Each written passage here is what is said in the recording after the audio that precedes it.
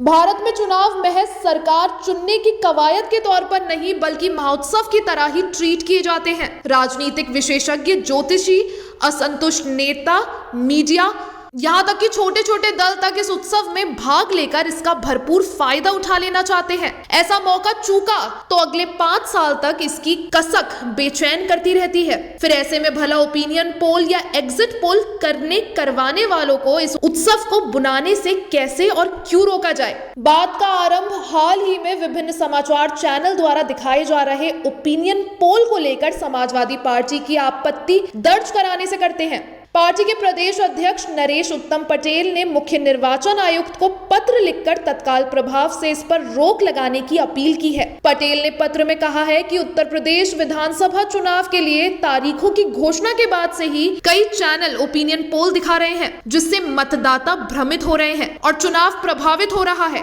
ये कार्य आदर्श आचार संहिता का खुला उल्लंघन है। आपत्ति निराधार भी नहीं। सपा जहां अपनी स्थिति जीत में देख रही है, वहीं ये पोल भाजपा को हर सर्वे में जीत दिखा रहे। इसमें कोई संदेह नहीं है कि ओपिनियन पोल फिक्स होते हैं।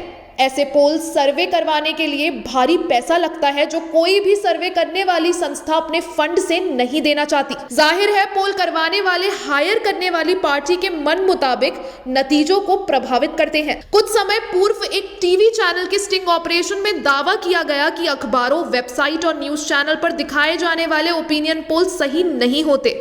इस ऑपरेशन के दौरान चैनल के रिपोर्टर्स ने सी वोटर, QRS, ऑक्टेल और MMR जैसी 11 कंपनियों से संपर्क किया। स्टिंग ऑपरेशन में दिखाया गया कि कंपनियों के अधिकारी पैसे लेकर आंकड़ों को इधर उधर करने को राजी हो गए हैं। स्टिंग के अनुसार कंपनियां मार्जिन ऑफ एरर के नाम पर आंकड़ों में फेरबदल करती हैं। इस चैनल का दावा है कि C4 समेत देश की 11 नामी ओपिनियन पोल कंपनियां इस तरह का फर्जी काम करती रही हैं। इस ऑपरेशन के बाद इंडिया टुडे समूह ने सी वोटर के साथ करार निलंबित कर दिया। हालांकि नीलसन एकमात्र ऐसी कंपनी है जिसने पैसे लेकर भी नतीजे बदलने से इनकार कर दिया।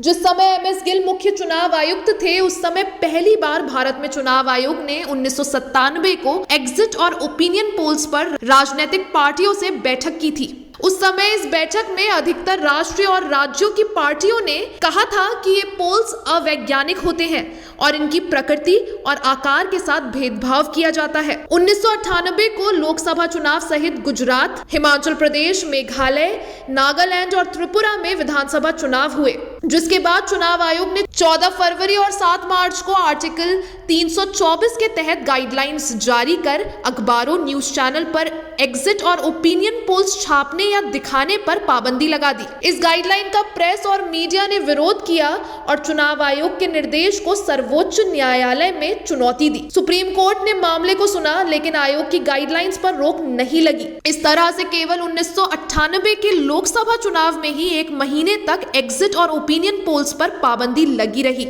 2004 में चुनाव आयोग ने इसी मुद्दे पर 6 राष्ट्रीय पार्टियों और 18 राज्य पार्टियों के समर्थन के साथ कानून मंत्रालय के पास पहुंचा। आयोग का कहना था कि लोक प्रतिनिधित्व अधिनियम में संशोधन किया जाना चाहिए और आयोग द्वारा तय एक समय के दौरान एग्जिट और ओपिनियन पोल्स पर रोक लगाई जानी चाहिए। सिफारिशों को मानते हुए फरवरी 2010 में सिर्फ एग्जिट पोल्स पर पाबंदी लगा दी गई। उस वक्त कांग्रेस ने ओपिनियन पोल्स को गोरख धंधा, तमाशा और मनगढ़ंत करार दिया। वहीं भाजपा का कहना था कि ऐसा करना ना तो संवैधानिक रूप से स्वीकृत योग्य है, ना ही वंदनीय है। साल 2004 में सर्वे एजेंसियों के अनुसार भाजपा इंडिया शाइनिंग के नारे के साथ सरकार बना रही थी, लेकिन परिणाम एकदम उलट आया। वैसे ही 2007 में हुए गुजरात विधानसभा चुनाव में ओपिनियन और एग्जिट पोल्स में भाजपा को 90 से 100 सीटें, जबकि कांग्रेस को 70 से 80 सीटें बताया जा रहा था, लेकिन भाजपा को 120 सीटें मिली थी। 2012 में हुए उत्तर प्रदेश विधानसभा चुनाव में सर्वे एजेंसियों ने समाजवादी पार्टी को 125 से 135 सीटें बताई थी, जबकि उन्हें 224 सीटें मिली, जो कि सर्वे से कहीं ज्यादा थी। ऐसे कितने ही उदाहरण हैं जिनसे ये पता चलता है कि ओपिनियन पोल के आकलन अधिकांशतः गलत साबित होते रहे हैं। सच तो ये है कि भारत में मतदाता के मिजाज को भांपना बेहद मुश्किल है। अभी मतदाता जो सोच के बैठा है, वही सोच उनके मतदान के दिन ईवीएम बटन दबाने तक बनी रहे, ये जरूरी नहीं।